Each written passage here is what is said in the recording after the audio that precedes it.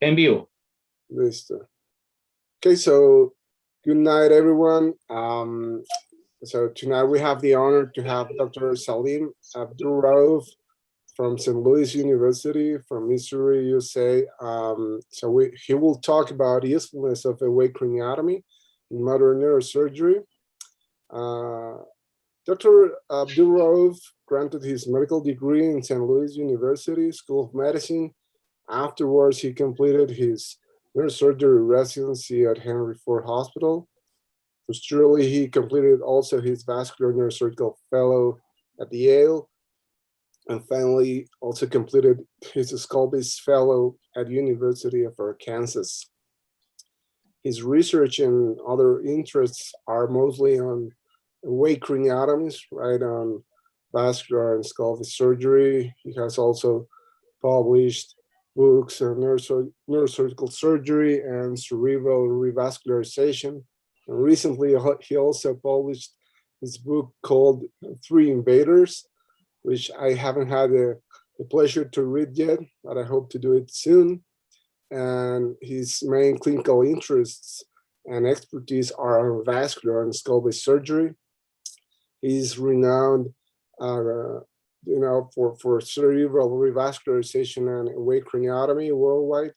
And actually, he works as a neurosurgeon in chief at the Abdraf Institute of Neurosurgery. He's also founding chairman of the Department of Neurosurgery at St. Louis University.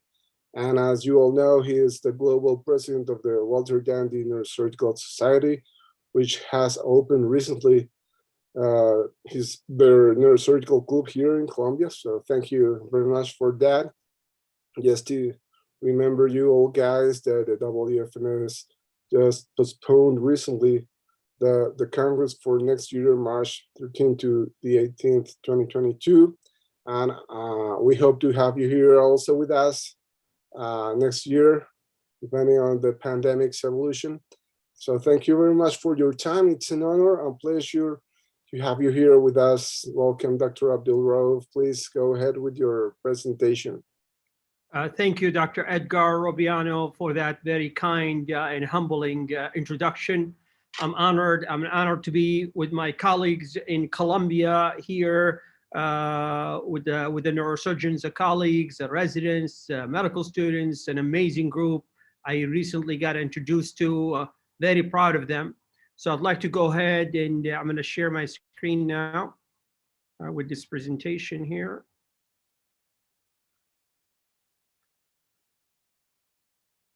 So Dr. Robiano asked me to speak about the concept of awake surgery for complex aneurysms and vascular malformations and my experience in this area. So I'm going to share my experience with you in the concept. I developed this issue, why we developed it, why is this important for the field of neurosurgery. We are going to share that experience with you here this evening. So the question comes, what is the benefit of awake surgery for aneurysms and AVMs? I think that is a very key question for me to be asked, since I am introducing this concept. Is truly why consider doing that. So I have to give a very good answer to this question to rationalize what it is I'm doing here. It is not due to the reason that general anesthesia is more risky than awake procedures. Clearly, general anesthesia is more risky. If you look at the incidence in general anesthesia, this is obviously published in major publications. If you look at major things that go wrong, perioperative death or cardiac arrest or MI or other things, clearly, I mean, these are compared to these are known to could happen in general anesthesia alone besides the surgery. So all these complications can happen just from general anesthesia, but that is not the reason why we established the concept of awake vascular and skull-based surgery. But it is a side issue that it's important to know. Okay, so these are predicted incidences from general anesthesia. Well, this was not the reason, however, why we established this. Let's look at something more closer to us, which is in neurosurgery. So of course, awake surgery for craniotomies has been going on for a long time. And I, as a resident, learned how to do awake craniotomy for gliomas, which has been going on for a long time.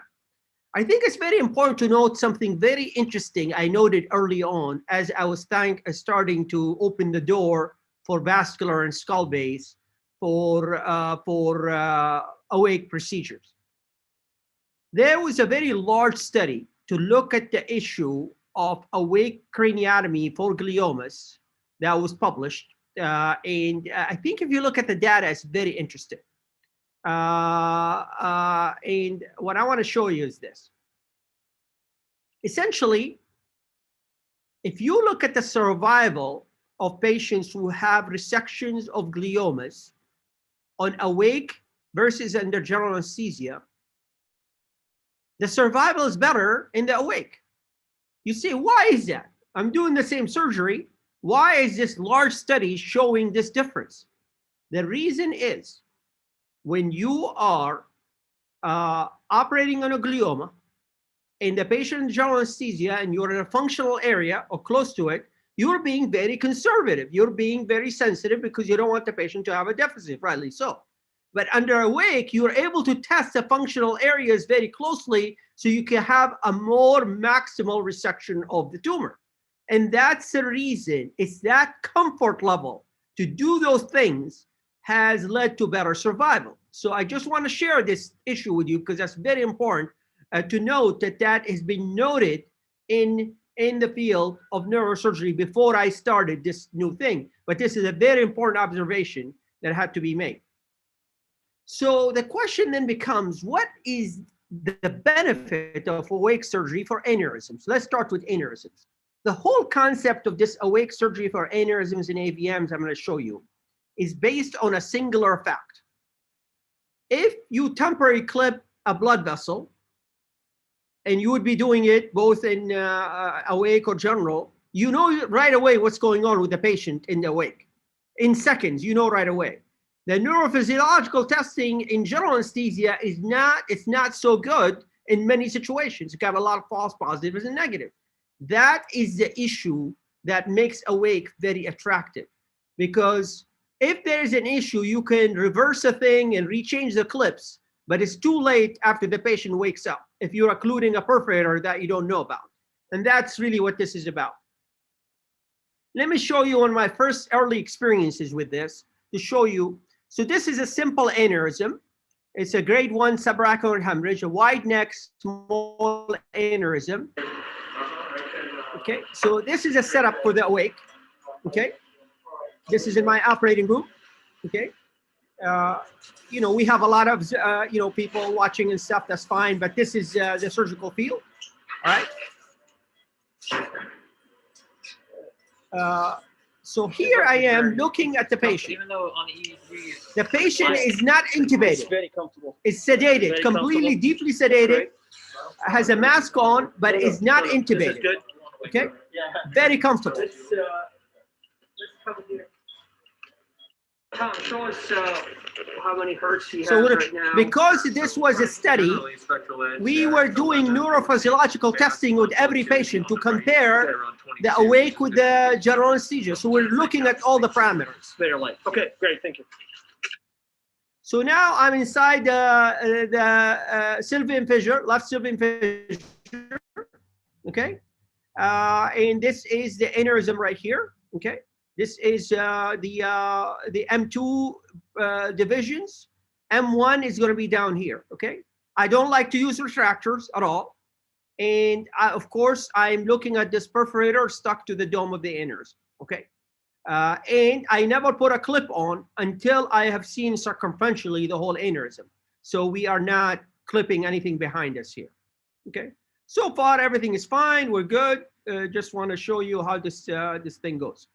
So now I'm looking behind the aneurysm. Okay.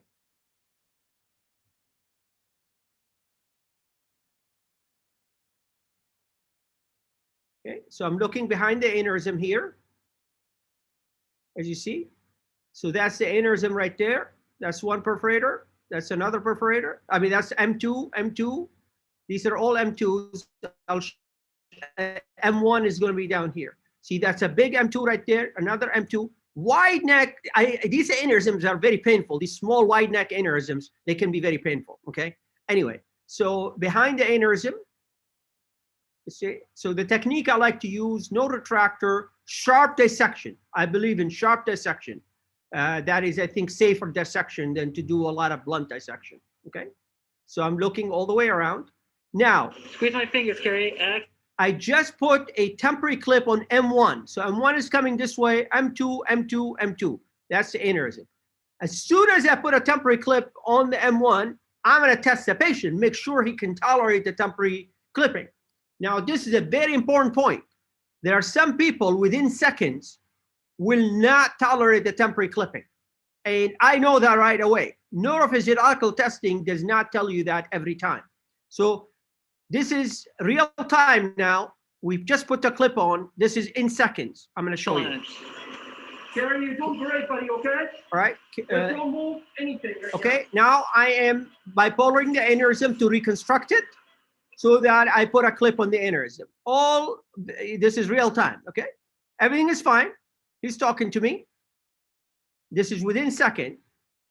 Now I'm just getting the back wall of the aneurysm to make sure I get everything. Fingers here. Can you move these fingers? Within about 25, 30 seconds, he says, I cannot move my hand. I cannot squeeze my fingers.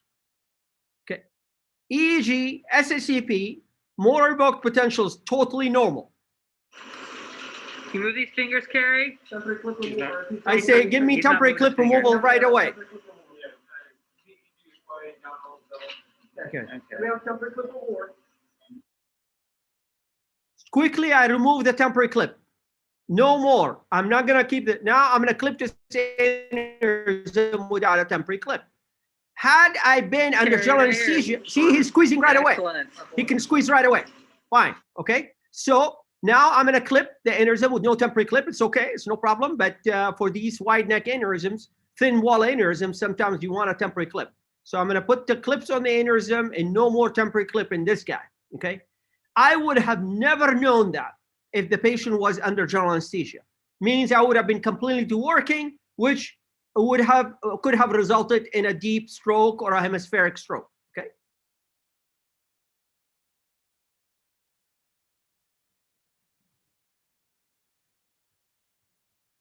ICG, everything is good. M2, M2, M2, M1, M1 down here. Everything looks good. Aneurysm is clipped.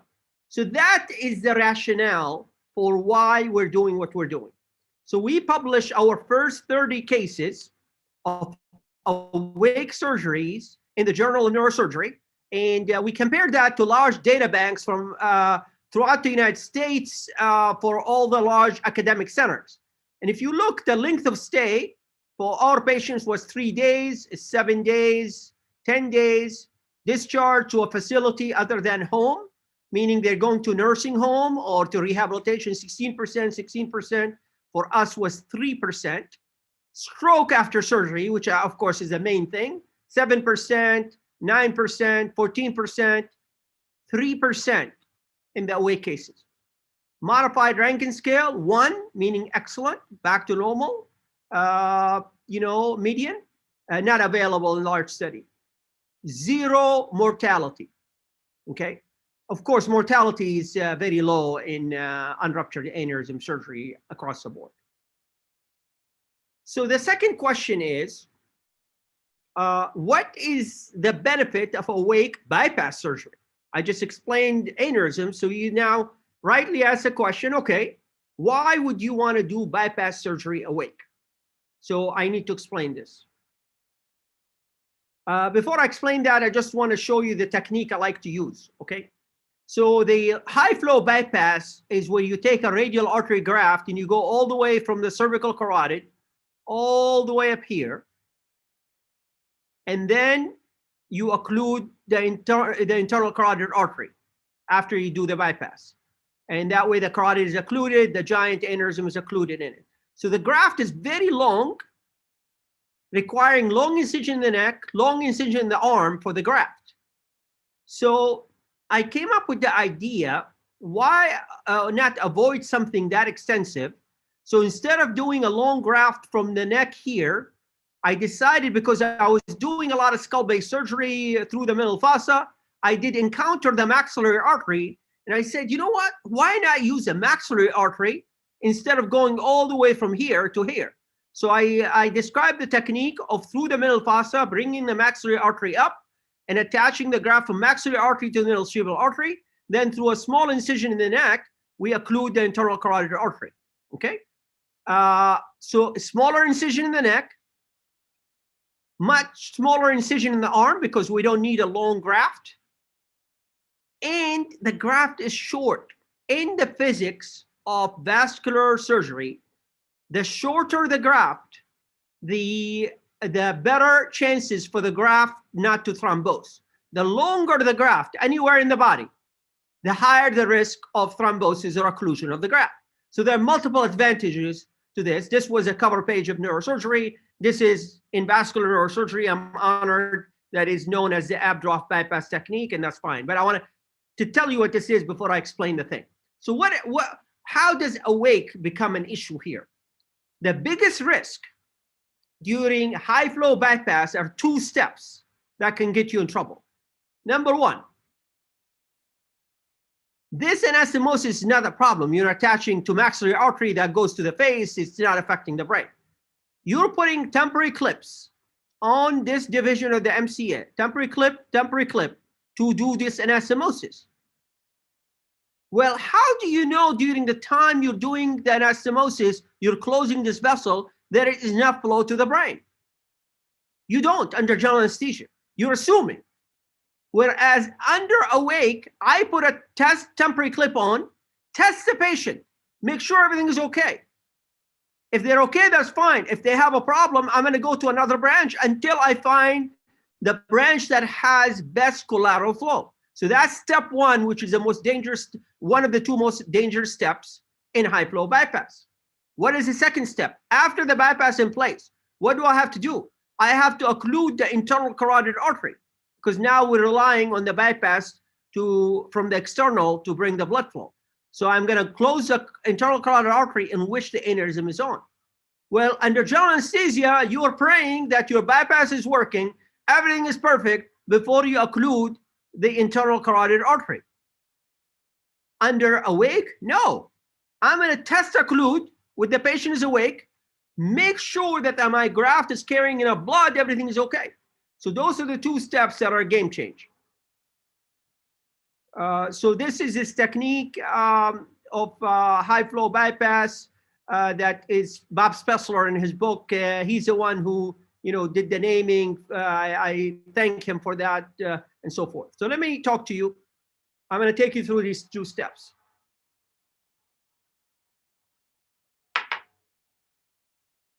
First, we identify the maxillary artery, which is right here. Okay.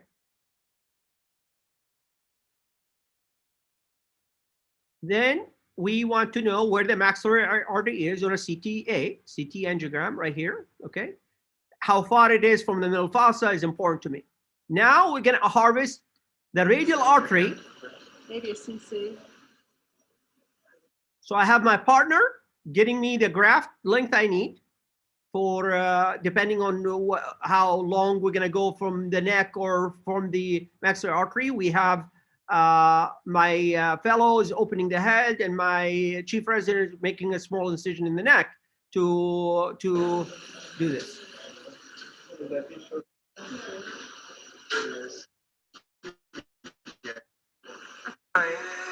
That's a graft right there. That's good.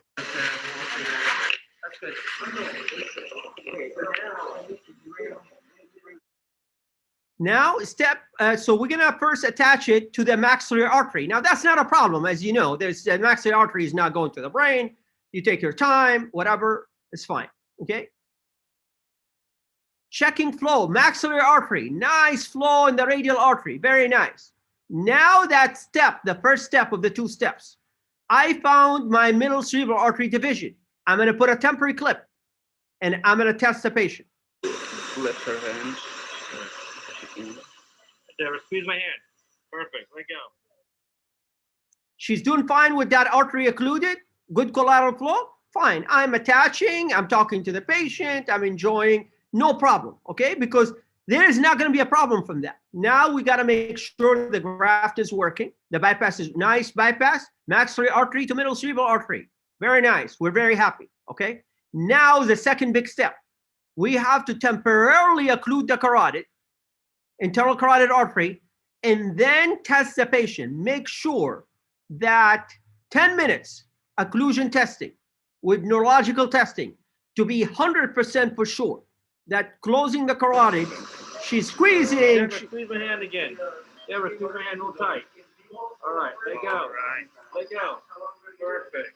Good job. Look at your toes, Deborah. Look at your toes. Great. I'm talking to her. She's doing great. She's okay. Now I can permanently close the carotid artery because I'm happy. I know. I like to use silk suture. Some people like to put clips. There's no reason to put clips. It's much better with silk. Post-op CTA. Nice. The carotid is occluded. The aneurysm is gone. Bypass, maxillary artery to here. Okay. So that's the awake bypass procedure. So we looked at this and we compared the largest experiences in the world for high flow bypass for complex ICA aneurysms. So I compared myself to myself. This was before when I was doing my high flow bypass under general anesthesia, and this is me doing the high flow bypass under awake. And when you look at that, you see the difference. Graft patency, 90% under general anesthesia. You know, it's 90, 75, it can range. And under awake, it was 100%. Stroke rate, I was 13.6%. It could be 16, it could be 20% because it's a high risk procedure. And it cut down to 7%, okay? That's the lowest ever reported in any high flow bypass studies.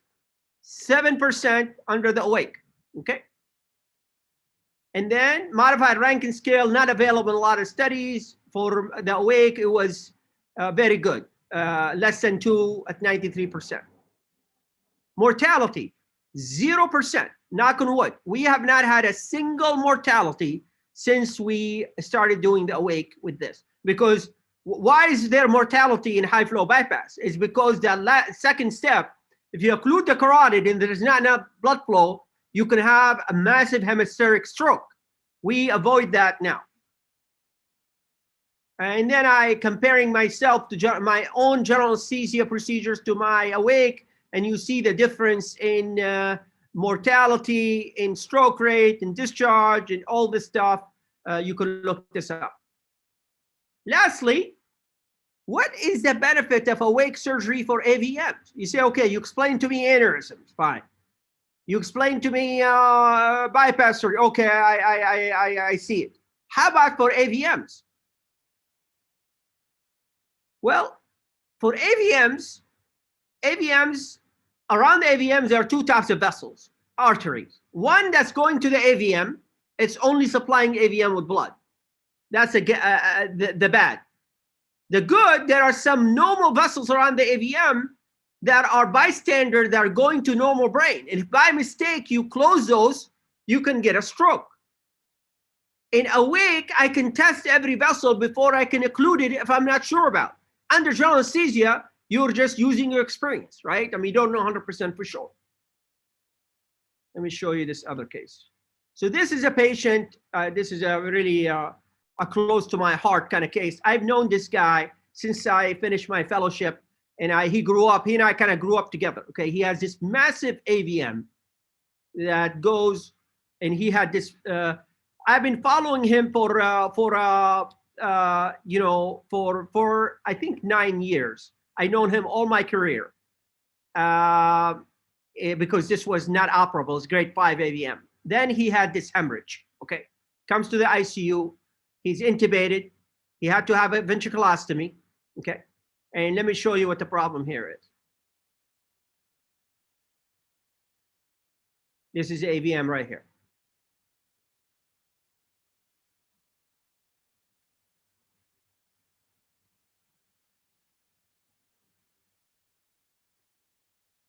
Massive AVM going all the way to the thalamus, okay?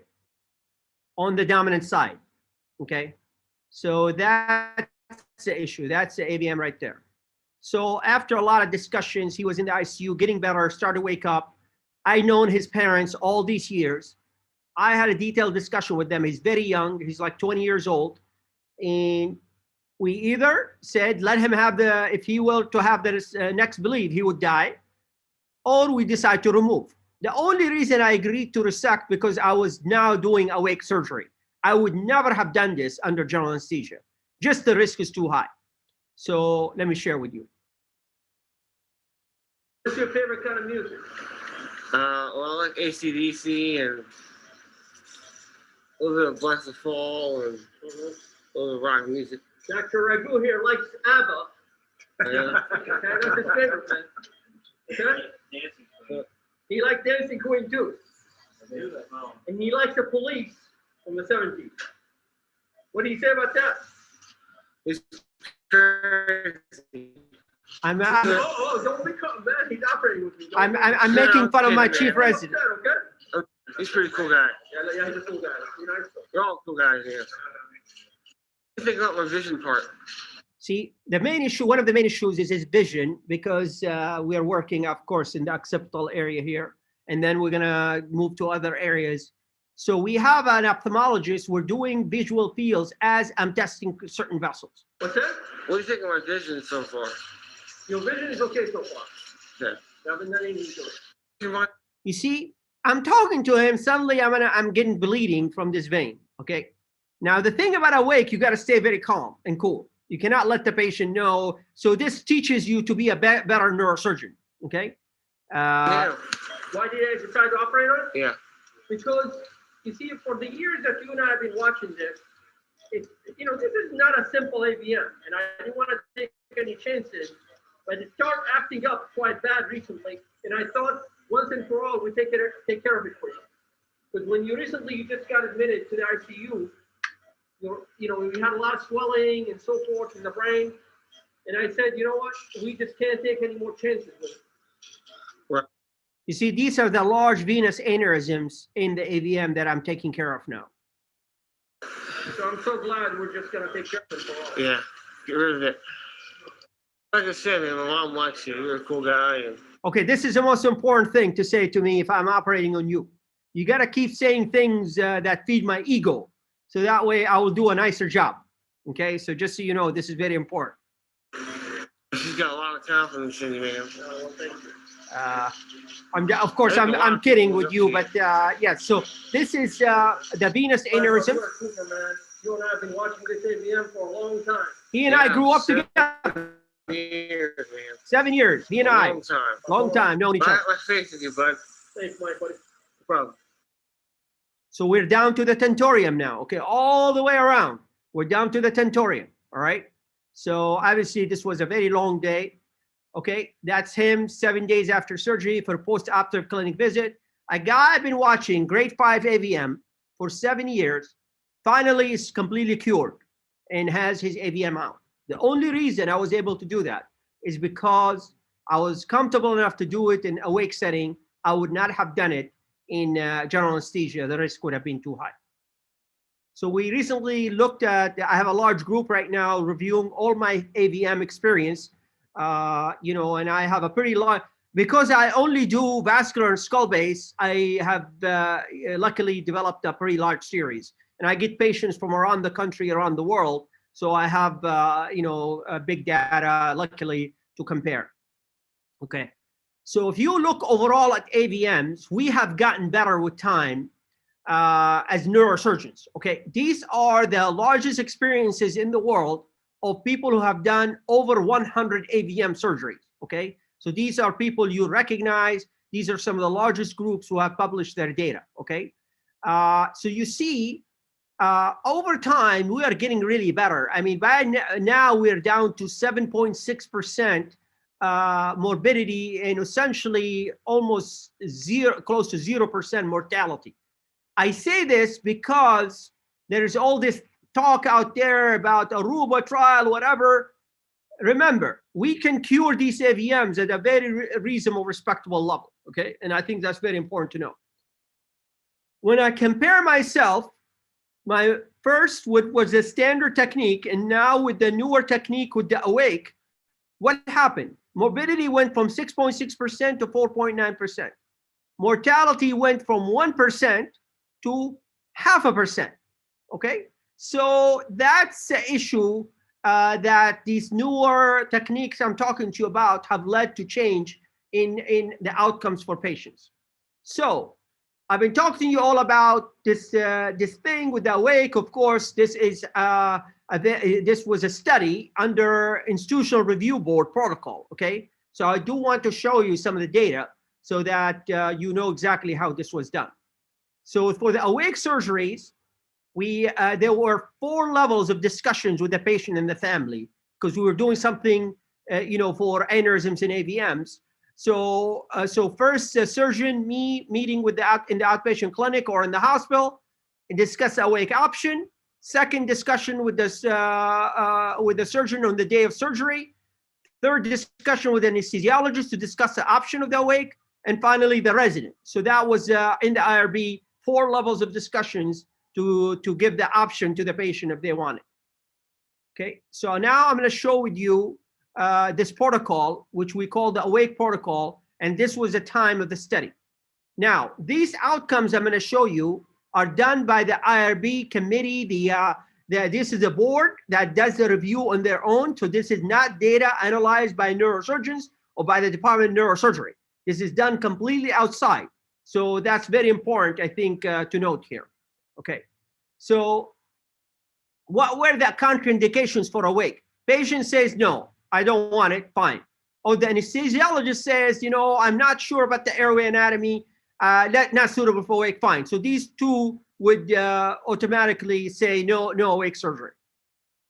Okay, so let's look at what we did here, okay?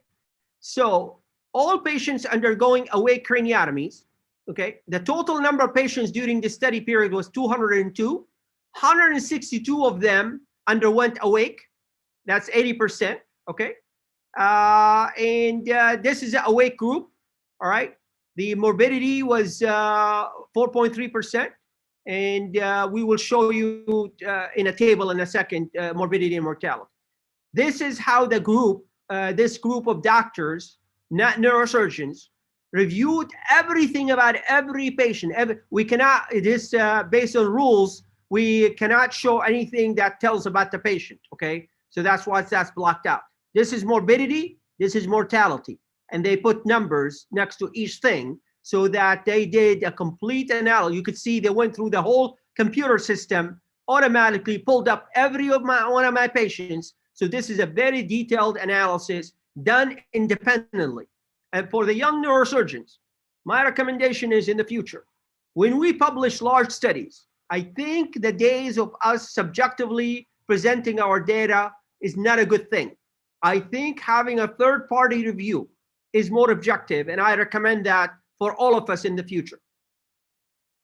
So that was 162 patients that went awake, and the 40 patients who declined underwent general anesthesia, okay? And I'm gonna show you the comparison. Again, same thing, the comparison of the outcomes. So this was only approved for complex aneurysms and vascular malformations. The definition of complex aneurysms is large aneurysms, partially calcified, partially thrombosed, fusiform, so bypasses, and AVMs grade 3 and above. Okay, that was the definition of this. So when you talk about these complex lesions, same surgeon, same team, awake, general anesthesia, same surgeon, same team, same time period, same complex cases. Morbidity from 10% to 4.3%. Mortality 2.5% to 1.8%. Combined death and disability for complex lesions, the most complex, okay, this is my practice, went from 12.5% to 6.1%. This is obviously the data that's going to be published soon. It's all being, this is, to be honest with you, is a game change in the field of neurosurgery. It is the best outcomes that we've had in complex lesions for complex aneurysms and AVMs reported, in the literature of neurosurgery. So that really has changed the perspective of dealing with complex situations, and that's why I think this will be important information to be subjected to people. Okay. So what this brings me to, what is, we as neurosurgeons, what is our experience? Okay. I graduated from my fellowships. I thought I knew everything. I thought I'm a perfect surgeon and I'm the guy who knows everything. I'm a gladiator. As you work in your career, your confidence takes a hit. Takes a hit. Because you know what? It's not like you see in the videos, in the movies. It's real. It's tough. You have problems. You have complications. Okay?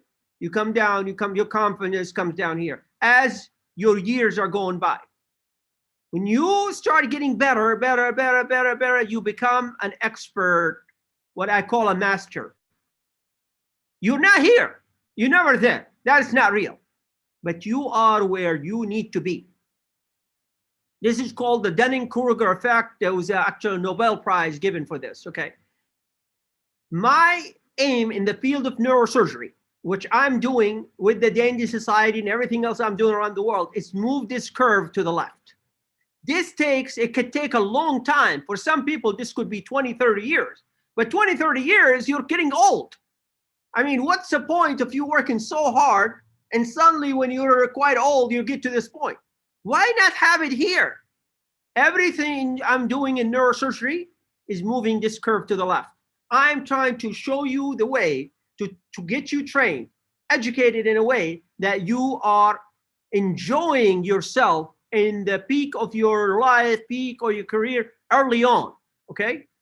And you want to get out of this very quickly. This is very dangerous right here, okay?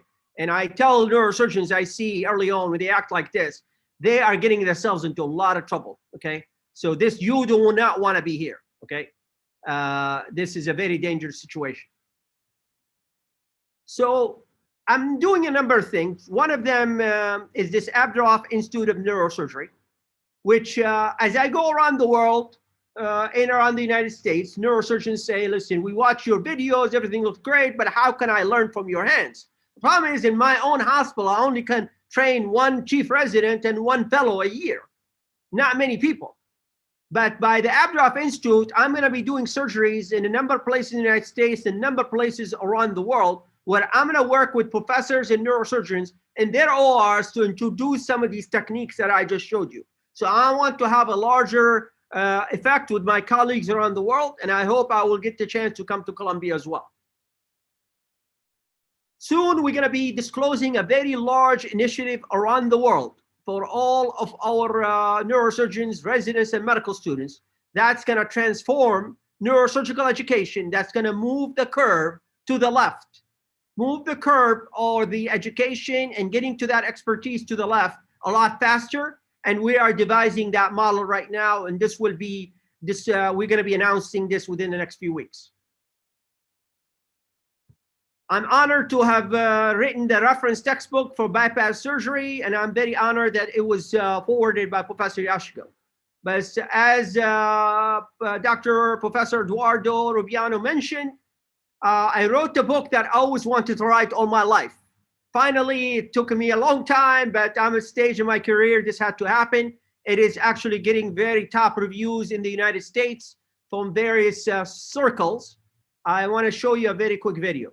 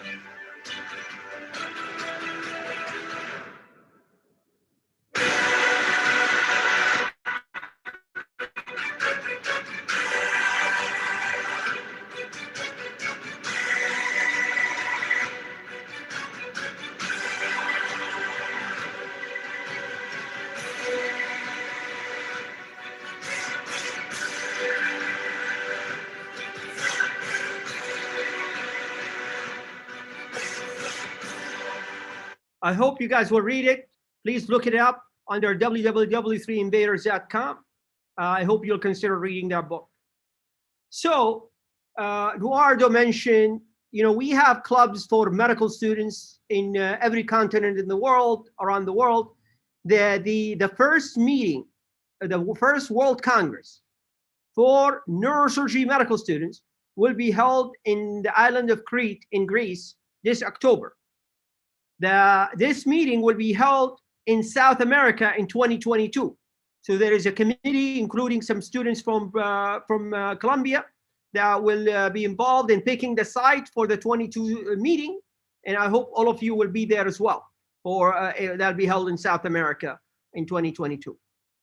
And I always show to especially young people, students joining, a career in neurosurgery does not mean you are this boring guy who lives in the hospital, always in bad mood, always screaming and yelling. I have made, I do what I do in neurosurgery, and I also live my life. I love animals. This was actually a Machu Picchu. This is my dog, baby boy Tank. He and I like racing cars, okay? So I recommend you do the best in neurosurgery and be the best you can be, but also live your life to have a normal life and enjoy your life in the process. That is very important for a healthy neurosurgeon. So I want you to dream big, have big goals, live your life. And those of you who want to, have any questions, want to ask me or whatever, Instagram is the easiest way to contact me as well, to connect me with me as well. So it's been a pleasure to speak with you here about this concept. I'm going to stop share now.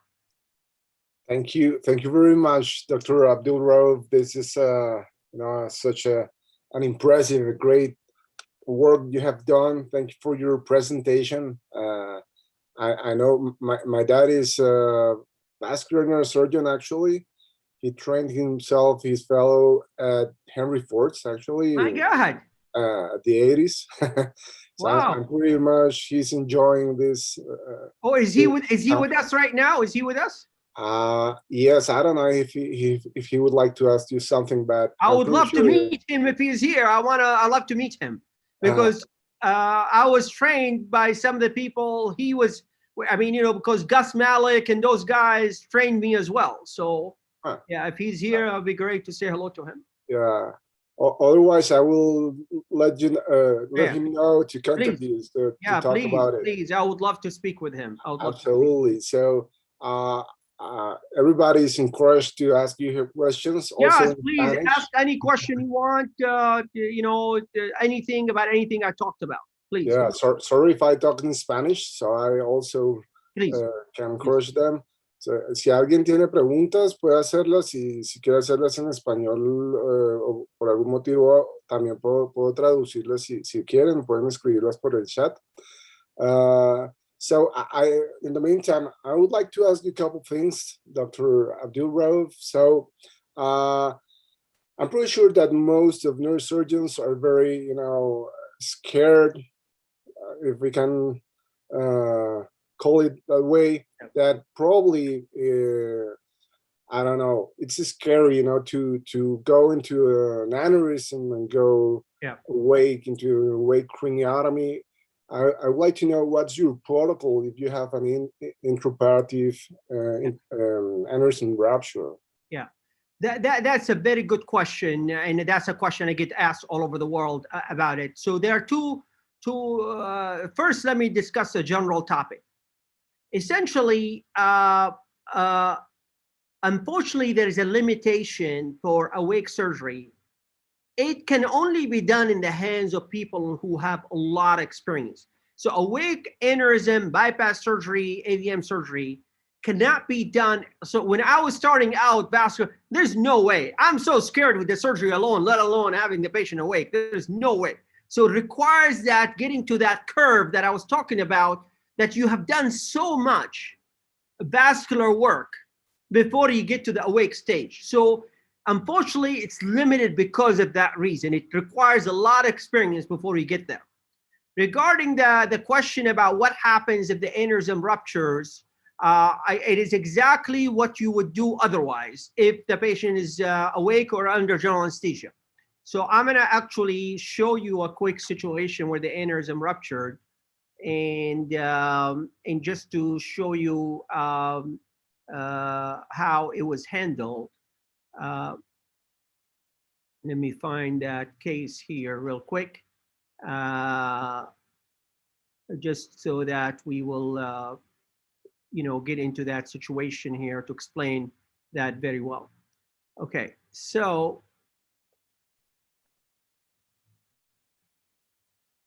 I'm going to show you a case, and I showed this to the medical student group when I met with them. This case is very interesting.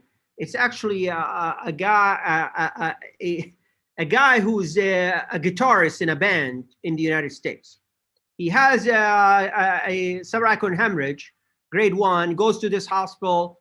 They try to coil it, it's wide neck, they could not coil it. The neurosurgeon tells him, listen, we want to clip this aneurysm. The guy says, what are the risks? It's an ACOM aneurysm. It could, have some weakness or cognitive. The guy refuses, says, I'm not going to have surgery. The neurosurgeon calls me up and said, listen, I've got this guy this was early on when I presented my awake stuff. I told him about the awake. If you could, if you want to take this guy. So I took him, and I'm going to show you what happened. Something really totally crazy here, but I'll show you.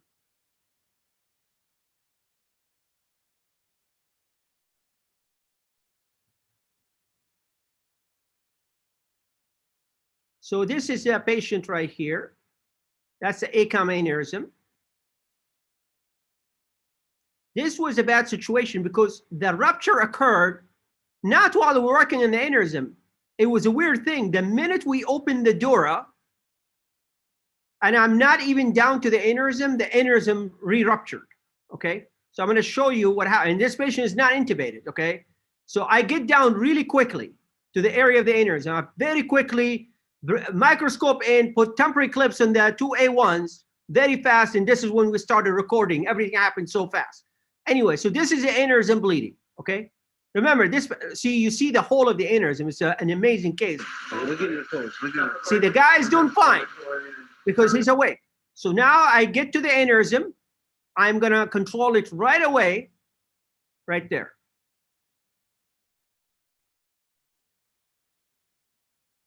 Okay, so that's the hole in the aneurysm right there. Right there, okay? So he's doing fine. And now I'm clipping the aneurysm. This is A2, A2, A1, A1, okay?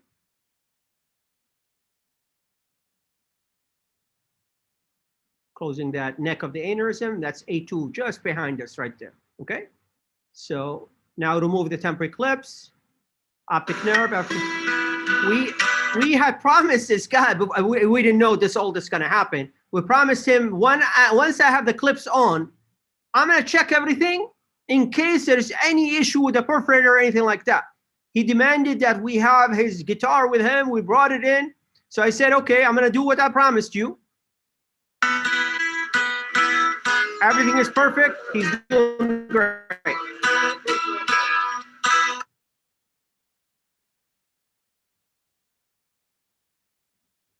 And we're doing a third ventriculostomy here, right there, because it's a ruptured aneurysm case. Okay, right there.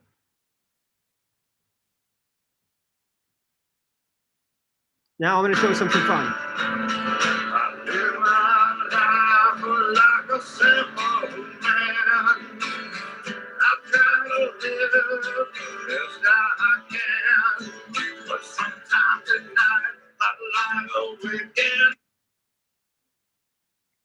Dr. A, I'm a better guitarist and singer since that surgery. Thank you. I had him say his guitar skills got better after I operated on him, okay? Of course, for fun. Okay. Very All right. nice.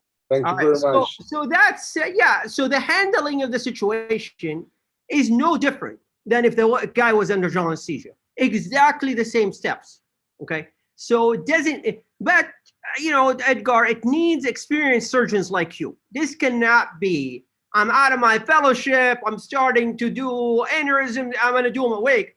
No, no, no. You're not there. You have to have so much experience, confidence. When I'm talking about that curve, you need to be there to then say, you know what? I can now introduce the whole concept of awake and so forth to have better outcomes. So that's really the biggest limiting factor. That's why we, in our papers, we have never stated that this is a standard of care.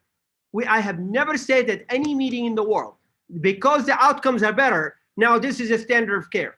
I have never said those words because it's not fair, it's not right, because it's a stage of the neurosurgeon's career, when they can do that. So I see there are some other questions, Edgar. Yes, yes. Diego Gomez, please go ahead with your questions. You have now the turn. ¿Podemos habilitar, por favor, al doctor Diego Gómez para que hable?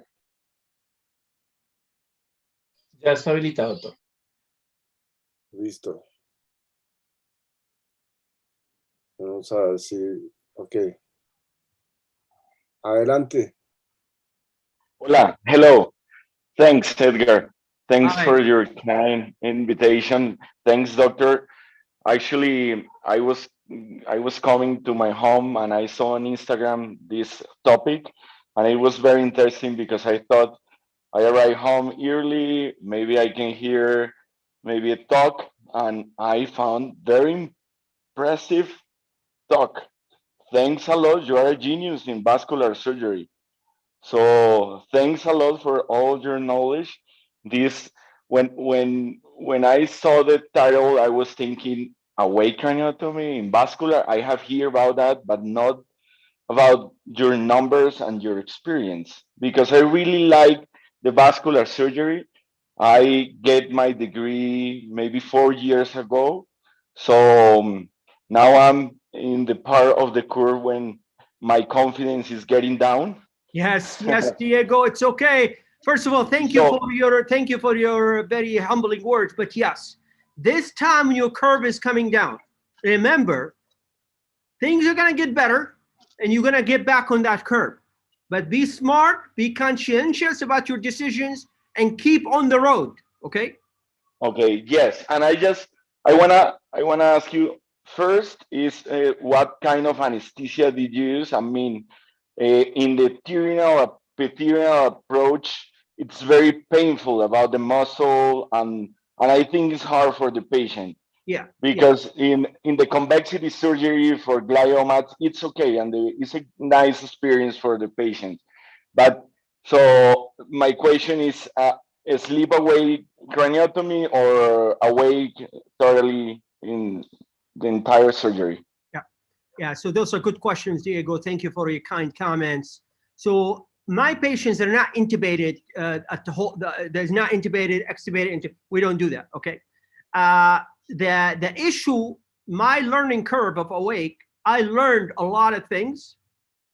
I don't want you to reinvent the wheel.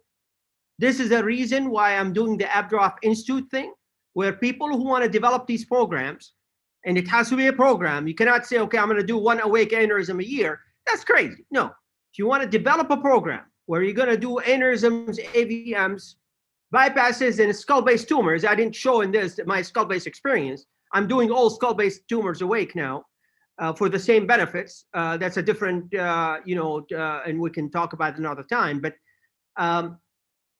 I developed a whole protocol how you deal with this issue of the opening and closing and pain. We really reinvented the idea of awake craniotomy because, as you said, convexity craniotomy is totally different than trional, and I'm doing a lot of cranio-oblizygomatic approaches awake. Totally different ballgame, okay? We have developed a whole, way how you manage that and how you block everything. I think those of you who are interested, we need to have a conversation or something, because there is a whole way you do this. It's not the typical anesthesia for awake craniotomy for gliomas is not going to work here. Okay, just not doesn't work. So I have developed a whole system for this, and slowly we're going to be publishing all of that. But for those people around the world who are interested in developing a program, not one case at a time. I'm not it's going to, unfortunately, that's just not going to be. But people who want to develop a program, this is what the Abdraf Institute, big way. It's like, we want to develop that with you and help you develop a program. This should be done in centers where you can develop a program. You have an anesthesiologist who's interested to be part of the program, and it has to be programmatic development. It cannot be individual development. So yes, Diego, those are good questions. I hope such program can be developed in Colombia as well, and I'd be very happy to help with that. Okay, thank you. Just the second question, I don't know if there is possible. Of course. Go ahead. If Dr. Abdurrauf is okay with that. No, I have all the time. So don't worry, please go ahead. Thank you. Good, because now, and especially for young surgeons, now we can see a race between endovascular and open surgery in aneurysm. So it means the training is harder now than 10 or 20 years ago, especially for those surgeons that like the vascular surgery. So now we have to operate and do the training in the special and hard cases where the endovascular can't. So it means it's harder now. So give us maybe an advice and recommendation how we can increase and get better our training and curve in this kind of surgery. Diego, very, very good question. It's a question I've been asked all over the world. Okay, things have changed. I was lucky enough to come into this field where I developed a huge experience early on in my career. Situation is different now because of the endovascular issue. The numbers for open microsurgery are a lot less, as you said. So the number of experience is less. The residents are getting less exposure because if the surgeon who's training them is not as competent because he or she is not seeing enough cases, they're not going to train somebody to do it because they themselves are not comfortable. So that's a big problem. Okay, there are two solutions depending on the country and the region of the world where you're going to handle this. So let me give you both solutions. One solution is that we are adapting, for example, in the United States, which is all these young surgeons who want to do vascular will be dual trained in vascular, endovascular, and microsurgery. Okay, that way they are getting all the cases. They're doing the coiling, they're doing the operating. Okay, but the problem is most of these young people who are doing this, 90% of what they do is endovascular, 10% is open. So still their experience is not great. The second model, which I really prefer, but it needs a lot of coordination by the leaders of neurosurgery in every country, which I'm really pushing for. You need to have centers of excellence where you're doing endovascular can be done in a lot of different locations because the learning curve for endovascular is not so bad. But for open microsurgery, the learning curve is very steep. So you refer all the cases. Let's say in Bogota and Medellin, there's one place in Bogota, one place in Medellin, and say, listen, we agree as a group.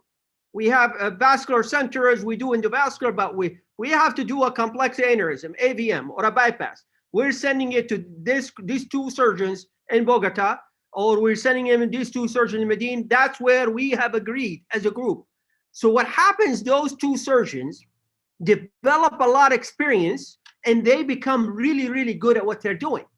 And the patient is getting the best care because the patient is going in the hands of the people who do this all the time, not once every 3 months, so I'm going to do an away case. No. It doesn't work that way. So if the neurosurgical community in certain countries I'm talking to are willing to strategize, and I have shown the numbers, what kind of numbers you need per country to kind of get the right number of, let's invest in some of our colleagues to develop but these vascular guys have to do the same thing. Now, if he gets a spinal cord tumor, he cannot say, oh, I'm going to do that because it's a fun case. I'm going to do the schwannoma or whatever. No, you send that guy to the spine guy who's good at that, okay? So it's a bilateral deal, okay? It's not one-sided deal. I think if there is a will in countries to really do the right thing for the patients and for the surgeons, that is the right model. If there isn't, I think all the young neurosurgeons who want to go into vascular have to be dually trained. There is no third way, okay? We're having this communication in a number of countries around the world where I'm talking to young neurosurgeons, how this system has to develop. And that's the only way, actually, because the numbers of these kind of cases is too small for multiple people doing the same thing, and each one of them having low number of cases, meaning they have not achieved excellence. Not a single one of them has achieved that. How is that good for anybody? It's not good for the patients.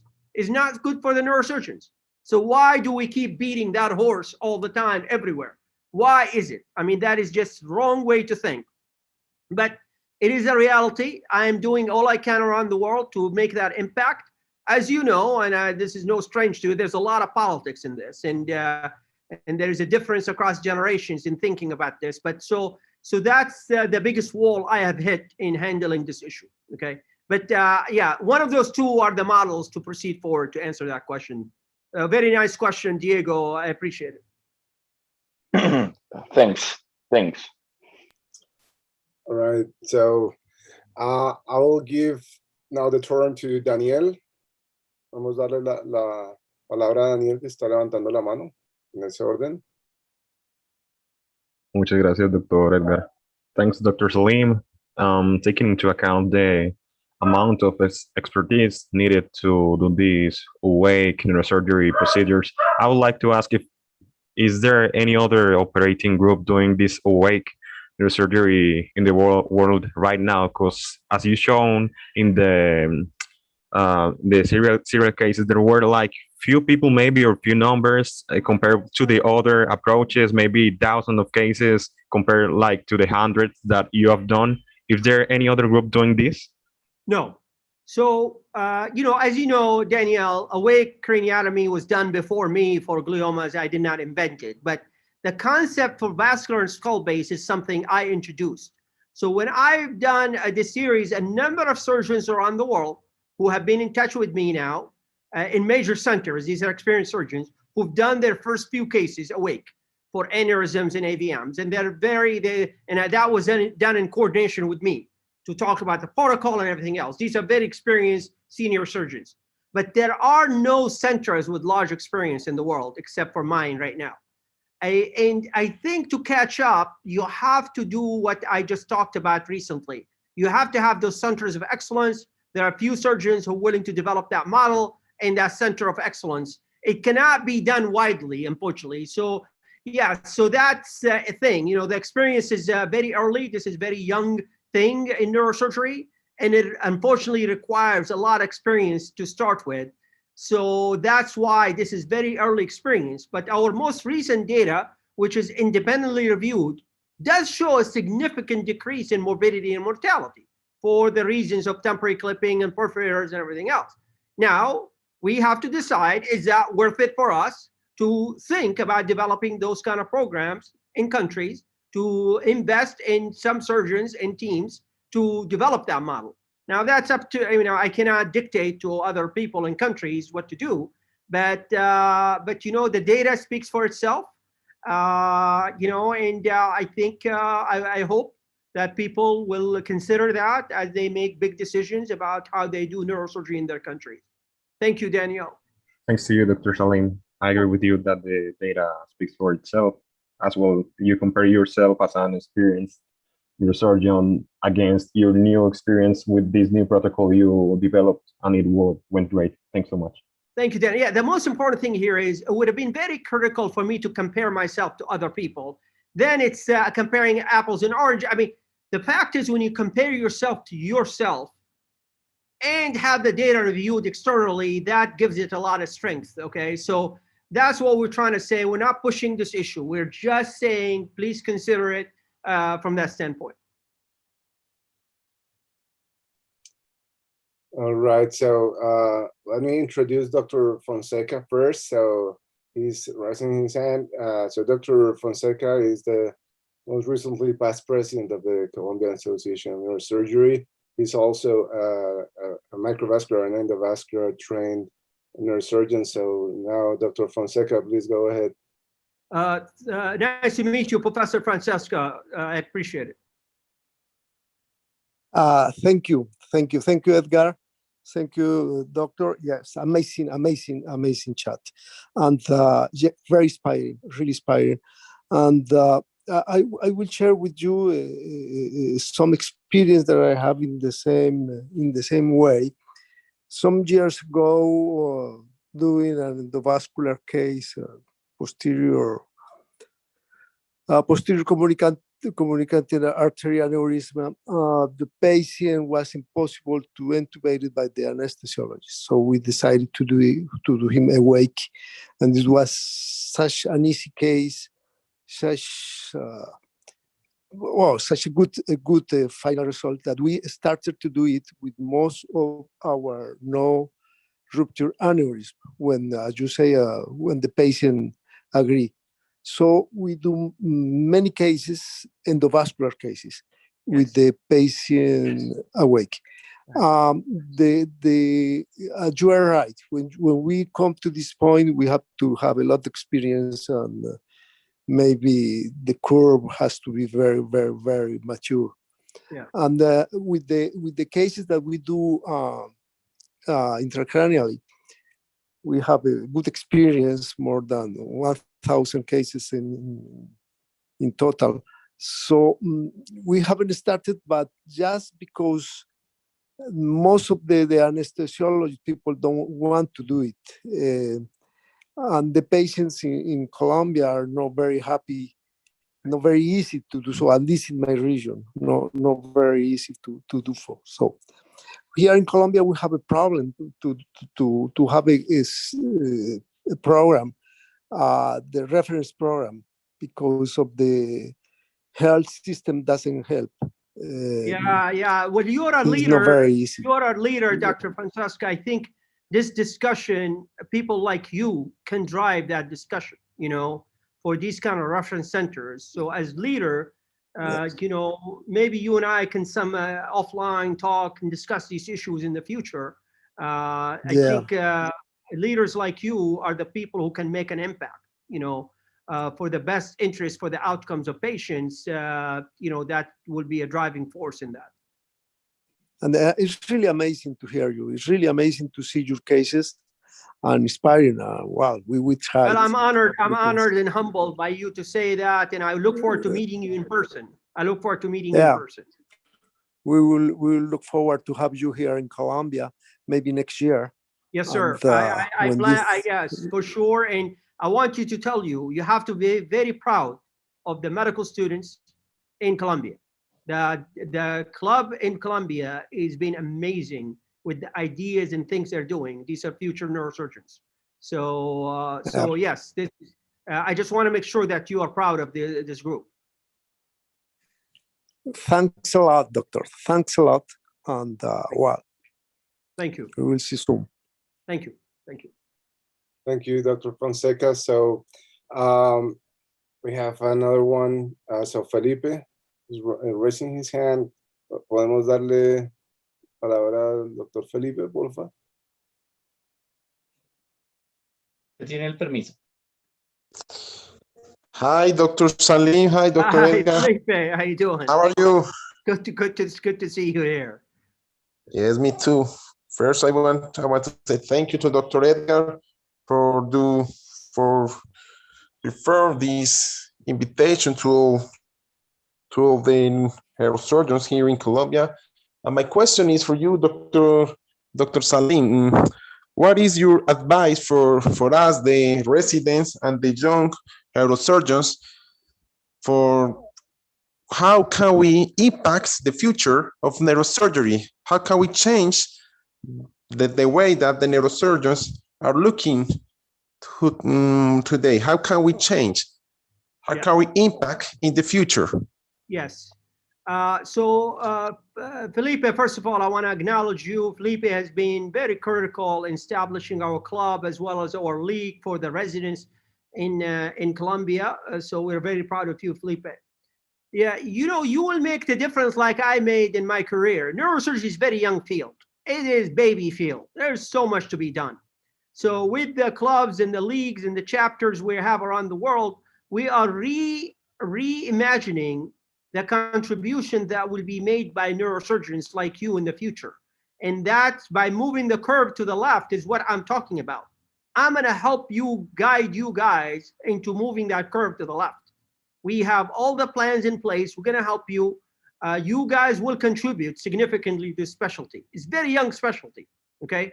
So that's I think that's what needs to be done here. I have a big hope in you guys to do that. So Felipe, no worries. There will be a lot to do. There's a lot to do as we all go on this journey together.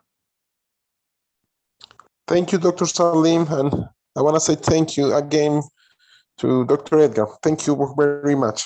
Amazing meeting. Thank you. Thank you. Edgar, if they can stop sharing the screen because I cannot see you guys when they have the screen up. I'm sorry. Absolutely. Okay. Thank Absolutely. you.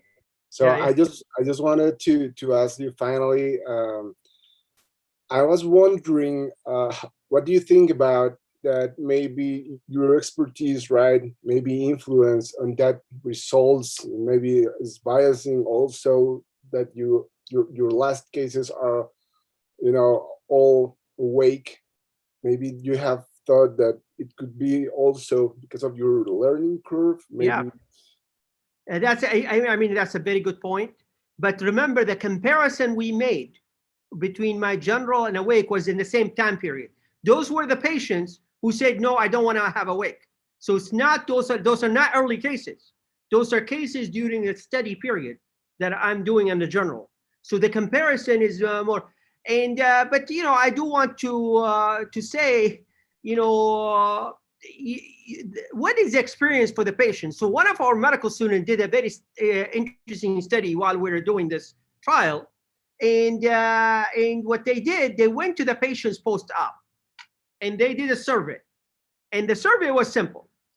Your experience in this awake craniotomy procedure, aneurysm, AVM bypass, compared to your last dental procedure by a dentist, which is done under local.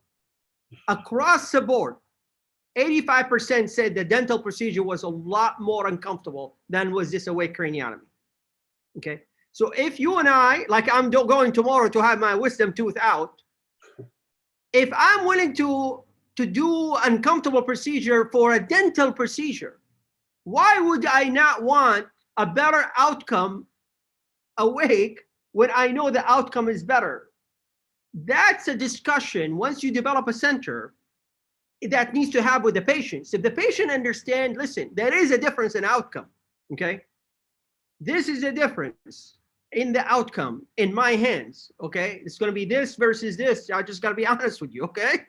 Because I cannot test those perforators. Neurophysiology cannot test perforators, cannot test the graft, whatever. So I believe the patients, once they see the data, most of us have dental procedures under local. I mean, I think that's a discussion that could be had, from that standpoint. So. True. Like I talked to a mentor of mine that he was thinking, he was not a neurosurgeon, he was a radiologist, and he was thinking, I mean, if I have an aneurysm, I would like to, be operated by the most experienced neurosurgeon, right? Like the one that is having 2 or 3 aneurysms. I think that's the same situation right there. So Esteban is asking in the chat, so is there any special situation that will need like a change from awake to general anesthesia intraoperatively? Yeah, so you always, so part of the protocol, we position the patient in a way, because they're in pins, by the way, for the surgery, okay? How you put the pins on, there's a whole process, and they're asleep for that, they're sedated for that. But the way the patient is placed with the combination between me and the anesthesiologist is a way that you could very easily intubate with the airway with the patient is in pins, if you had to, in an emergency, okay? So it's done so that you could achieve that. Knock on wood, so far, I have not had a single situation where we had to intubate a patient during surgery, okay? That just hasn't happened in my data, and that's how it's reviewed by the IRB. They did not find a single case that happened. But if you had to, now you have to think always ahead. What if something happens and I have to intubate the patient? That's where we show how the positioning of the patient is such that you don't have to go and take out a pins, whatever. The anesthesiologists are trained very quickly to intubate the patient's tongue and airways in such a way that they could do it just like they do it before surgery. No big deal. I mean, so that's, and they're placed in a position where they can ventilate very easily. So no matter what, it's not an emergency, even if you have to intubate. You have time. I mean, it's not like, you just intubate because you're oxygenating anyway, so it's not an issue. So yeah, I mean, I have not had to do that, Esteban, but if it has to happen, it can happen. I mean, I don't think that's a big deal. I don't think that should stop anything from happening. Thank you very much, Dr. Abdraf. So just to finish, there are no more questions. I just want to thank you, because I reached you, through Instagram, just asking you if you wanted to give us this talk. So I really appreciate that kind gesture with me personally. That anything you need from me for collaboration here, you're please be my guest. So no, I look forward to collaborations with Columbia. I really, we want to have collaborations with the neurosurgical community, develop a relationship over the years. I really very much look forward to that. We appreciate it. Thank you very much. So finally, I just want to say I'm a really junior neurosurgeon right now. So I was wondering with this, your topics, it's very interesting for me. I have just started to do awake craniotomies for brain mapping for gliomas. So this is very interesting for me. For the last question, I was wondering is, do you use different ways for brain mapping where it's in a motor area, an AVM, do you combine stimulation, tractography, and all this? Yeah, we combine stimulation and so forth. But the invascular work is different from the work that you do in gliomas. And, if we had, maybe another time I could show you some more AVM cases in motor area. And what I do is very simple. See, with AVM, you're a motor strip. It's a little different from glioma. See, the vessel that's only going to AVM is not supplying any normal brain. It's a feeder by definition. So if I put a temporary clip on it, the patient will have no problem. Let's say there's a bystander vessel, I put a temporary clip, the patient will develop a deficit right away. That vessel, by definition, can never be an AVM vessel, just by definition. So it's 100%. There's no yes or no. It's actually 100% answer. So for me, the job is a little easier than yours, okay? Glioma is a little different because they're diffuse and they get into the surrounding brain. It's not so easy, I think, in awake glioma surgery to know 100%.